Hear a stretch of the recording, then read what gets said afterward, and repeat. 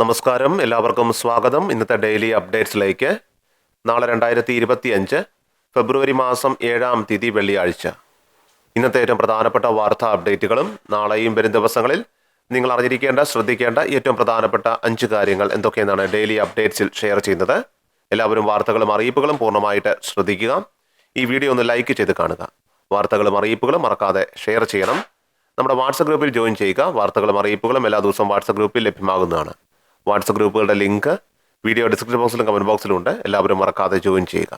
ആദ്യത്തെ ഏറ്റവും പ്രധാനപ്പെട്ട വാർത്താ അപ്ഡേറ്റ്. കേരളത്തിൽ വരും ദിവസങ്ങളിൽ ഒറ്റപ്പെട്ട ഇടങ്ങളിൽ സാധാരണയേക്കാൾ 2 ഡിഗ്രി മുതൽ 3 ഡിഗ്രി സെൽഷ്യസ് വരെ താപനില ഉയരുവാൻ സാധ്യതയുണ്ടെന്ന് കേന്ദ്ര കാലാവസ്ഥാ വകുപ്പ് മുന്നറിയിപ്പ് നൽകിയിരിക്കുകയാണ്. ഉയർന്ന താപനിലയും ഈർപ്പമുള്ള വായുവും കാരണം ചൂടും അസ്വസ്ഥതയുമുള്ള കാലാവസ്ഥയ്ക്ക് സാധ്യതയുണ്ട്. സംസ്ഥാനത്ത് ഉയർന്ന ചൂട് റിപ്പോർട്ട് ചെയ്യപ്പെടുന്ന സാഹചര്യത്തിൽ പൊതുജനങ്ങൾക്കായിട്ട് സംസ്ഥാന ദുരന്തനിവാരണ അതോറിറ്റി പുറപ്പെടുവിക്കുന്ന ജാഗ്രതാ നിർദ്ദേശങ്ങൾ എല്ലാവരും പാലിക്കേണ്ടതാണ്.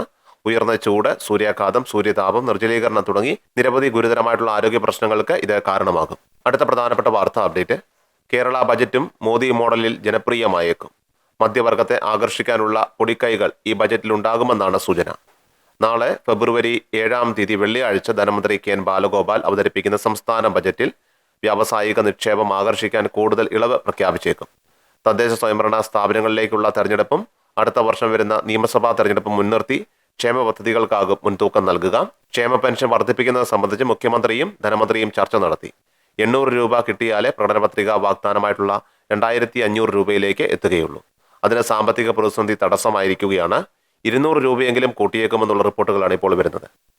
2026 കേരളത്തിൽ നിയമസഭാ തെരഞ്ഞെടുപ്പുണ്ട്. അതുകൊണ്ട് തന്നെ പെൻഷൻ തുക 2500 രൂപ ആക്കേണ്ടതായിട്ടുണ്ട്. ഈ സാഹചര്യത്തിൽ 500 രൂപയെങ്കിലും കൂട്ടണമെന്ന അഭിപ്രായം CPM-നുണ്ട്. ഒപ്പം കുടിശ്ശികയും കൊടുത്തു തീർക്കണം. ഇതിലൂടെ തദ്ദേശ തെരഞ്ഞെടുപ്പിൽ വോട്ടുറപ്പിക്കാമെന്നാണ് പ്രതീക്ഷിക്കുന്നത്. സാമ്പത്തിക പ്രതിസന്ധി വെല്ലുവിളിയാണ്. കേന്ദ്ര ബജറ്റിൽ ആദായ നികുതി പരിധി ഉയർത്തിയതുകൊണ്ട് തന്നെ കേരള ബജറ്റ് ജനപ്രിയമാക്കാൻ അത്തരത്തിൽ കയ്യടി കിട്ടുന്ന പ്രഖ്യാപനങ്ങൾ അനിവാര്യമാണ്. മേക്ക് ഇൻ കേരള പദ്ധതിയിലും ബജറ്റ് ശ്രദ്ധ നൽകുമെന്നും റിപ്പോർട്ടുണ്ട്. അടുത്ത പ്രധാനപ്പെട്ട വാർത്താ അപ്ഡേറ്റ്. കേന്ദ്ര സർക്കാരിന്റെ കർഷകർക്കായിട്ടുള്ള 2000 രൂപ വിതരണം ചെയ്യുന്ന PM കിസാൻ സമ്മാൻ നിധി പദ്ധതിയുടെ അംഗങ്ങൾ എല്ലാവരും തന്നെ ശ്രദ്ധിക്കണം. ആനുകൂല്യം തുടർന്ന് നമുക്ക് ലഭിക്കണമെങ്കിൽ കർഷക ID കാർഡുകൾ ജനറേറ്റ് ചെയ്യേണ്ടതായിട്ടുണ്ട്. കതിർ ആപ്പിലുള്ള രജിസ്ട്രേഷനും ഇപ്പോൾ സർക്കാർ പ്രോത്സാഹിപ്പിക്കുന്നുണ്ട്. കൃഷിഭവൻ മുഖാന്തരമുള്ള വിവിധ അറിയിപ്പുകൾ ഇതിന്റെ ഭാഗമായിട്ട് നമുക്ക് വരുന്നുണ്ട്. കർഷകരുടെ വിവിധ ആനുകൂല്യങ്ങളെല്ലാം തന്നെ ഒരു കുടക്കീഴിൽ കൊണ്ടുവരുന്നതിന് വേണ്ടിയിട്ടാണ് കതിർ ആപ്പ് സർക്കാർ വികസിപ്പിച്ചത്.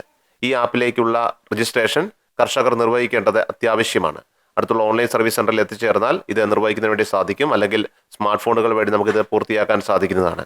നമ്മുടെ കൃഷിഭൂമിയുടെ കരമടച്ച രസീതിന്റെ പകർപ്പുകൾ, അതോടൊപ്പം തന്നെ കർഷകനെ സംബന്ധിച്ചുള്ള വിശദ വിവരങ്ങൾ, ആധാർ ലിങ്ക് ചെയ്തിട്ടുള്ള മൊബൈൽ നമ്പർ, കർഷകന്റെ ഫോട്ടോ ഉൾപ്പെടെയുള്ള കാര്യങ്ങൾ, ഇങ്ങനെയുള്ള കാര്യങ്ങളൊക്കെ തന്നെ ഇതിന് ആവശ്യമാണ്.